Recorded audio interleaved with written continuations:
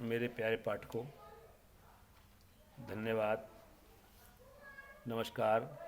और जो छात्र मेरी वीडियो देख रहे हैं उनके लिए बहुत बहुत आशीर्वाद और धन्यवाद। आज मैं आपको अद्भुत रस के बारे में बताने वाला हूँ।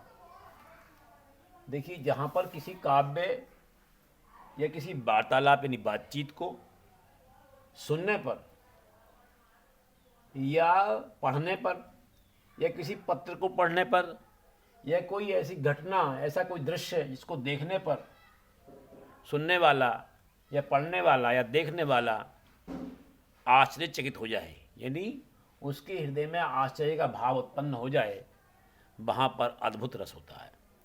अद्भुत का अर्थ होता है अनोखा, और जहाँ कोई अनोखी बात होगी तभी आदमी आश्चर्य में पड़ता है। देखिए, यहाँ इसका जो स्थायी भाव है वो है विस्मय। आदमी होता है वो विस्मय में आ जाता है व्यक्ति। विभाव में इसके आश्रयालंब कौन होगा? आश्रयालंब, जैसे मैंने बताया, आश्रयालंब जिसके हृदय में स्थायी भाव उत्पन्न होता है वही आश्रयालंब होता है। जहाँ पर आश्रयालंब कौन कौन होगा? या तो सुनने वाला होगा या पढ़ने वाला या फिर उस घटना को देखने वाला।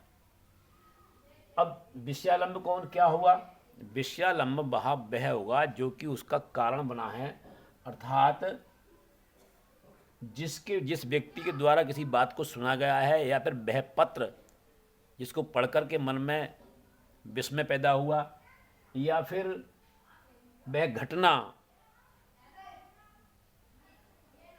जिससे हमने कुछ देखा। तो जो सुना, जो जिसके द्वारा सुना और जिसमें पढ़ा और वह घटना, ये किस में आएंगे? ये विषयालंब में आएंगे। अब इसका उद्दीपन वह है जो हमने सुना है, जो बात सुनी वह उद्दीपन होगी। जो हमने पढ़ा है किसी साहित्य में या पत्र में वह उद्दीपन होगा। जो दृश्य हमने देखा है वह उद्दीपन होगा। इसके बाद में आता है आपका अनुभव। अनुभव क्या है? चेष्टा होती है। चेष्टा मतलब जब हम किसी दृश्य को देख लेते हैं तो हमारे शारीरिक प्रकृति, शरीर की जो चेष्टाएं, क्या करना चाहता है शरीर, अर्थात यहाँ पर क्या होगा कि चेष्टा क्या होगी यहाँ? या तो व्यक्ति का मुंह खुला रह जाएगा आश्चर्य से, या फिर वो जो उसने देखा है उसको वो आश्चर्यपूर्वक देखेगा। अचानक कोई मिलने वाला, कोई दोस्त पुराना अगर आ जाए जिसके आने की संभावना ना हो तो आपको कैसा लगेगा? अचानक आप विस्मय में आ जाएंगे, आप आश्चर्य करेंगे, अरे भाई अचानक आप। अब इसके संचारी भाव क्या हैं? हर्ष, खुशी भी हो सकती है, या गर्व भी हो सकता है कि भी हाँ हमारा बच्चा पास हो गया। पास होने की कोई संभावना नहीं थी, फिर भी पास हो गया, तो गर्व की बात। उत्सुकता, अब जब कोई बात सुनी है तो भाई हम भी देखेंगे, ऐसा हुआ है, उत्सुकता आ जाती है, जिज्ञासा होती है। तो ये इसके संचारी भाव होते हैं। अब ये दो उदाहरण मैंने आपको दिए हैं, इसके उदाहरण से आप समझिएगा। ये उदाहरण है जब महाभारत के युद्ध में अर्जुन और कृष्ण आमने सामने होते हैं और कृष्ण अर्जुन को गीता का उपदेश देते हैं, उसको समझाते हैं कि अर्जुन तू सुन, ये देख गगन मुझ में लय है। कहते हैं कि अर्जुन तू देख, ये जो आकाश है ये मुझ में ही समाया हुआ है। ये देख पवन मुझ में लय है, और जो पवन है, जो वायु है, वो भी मेरे अंदर ही समाई हुई है। मुझ में विलीन झंकार सकल, संसार की जितनी ध्वनियाँ हैं ये ध्वनियाँ सब मेरे अंदर ही हैं। और क्या? मुझ में ले है संसार सकल, और ये संपूर्ण संसार, संपूर्ण जगत ये मुझी में समाया हुआ है। हे अर्जुन तू देख। तो कहने का तात्पर्य ये है कि यहाँ पर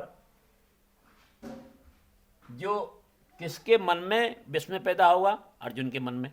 तो यहाँ अर्जुन जो है वो यहाँ इसका विषयालंब है, माफ करना, आशयालंब है। विषयालंब कौन है? कृष्ण। और उसमें उद्दीपन क्या है? उद्दीपन है अपने उस रूप के बारे में बताना,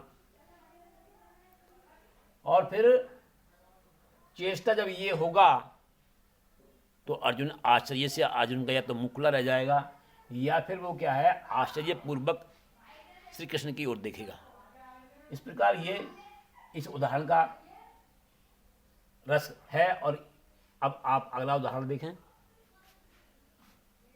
यहां पर देखिए, देख यशोदा शिशु मुख में सकल विश्व की माया। जब एक बार यशोदा ने कृष्ण को मिट्टी खाते हुए देखा, उनसे कहा तू अपना मुंह खोल, तब उन्होंने देखा कि उसके तो मुंह में तो संसार समस्त संसार दिखाई दे रहा था। देख यशोदा शिशु मुख में सकल विश्व की माया, क्षण भर को बह बनी अचेतन, हिल न सकी कोमल काया। जब कृष्ण के मुंह को खुला देखा और उसमें समस्त संसार के जीव जंतु प्राणी और समस्त संसार की माया को देखा तो वो आश्चर्य में पड़ गई, अचेतन में आ गई और फिर वो खड़ी रह गई। तो यहां पर जो है वो यशोदा आश्रयालंब है, कृष्ण विषयालंब है। कृष्ण के मुंह के अंदर जो देखा वो उद्दीपन यानी कि आश्चर्य उत्पन्न करने वाला है। इस प्रकार मैंने ये रस बताया आपको और समझने का प्रयास कीजिए और मैं अच्छी तरह बताऊंगा। अगले वीडियो में आपको अगला रस पढ़ाया जाएगा। तब तक के लिए धन्यवाद, नमस्कार।